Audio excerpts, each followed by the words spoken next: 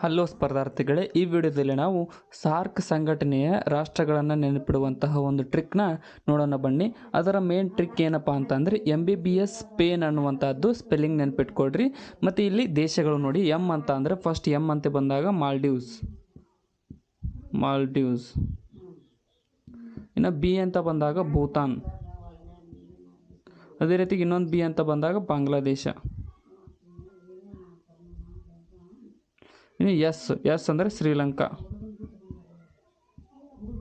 ಇನ್ನೊಂದು ಪಿ ಅಂತ ಬಂದರೆ ಪಾಕಿಸ್ತಾನ, ಎ ಅಂತ ಬಂದರೆ ಅಫ್ಘಾನಿಸ್ತಾನ, ಐ ಅಂತ ಬಂದರೆ ಇಂಡಿಯಾ, ಮತ್ತು ಎನ್ ಅಂತ ಬಂದರೆ ನೇಪಾಳ. ಸೊ ಟೋಟಲ್ 8 ದೇಶಗಳು.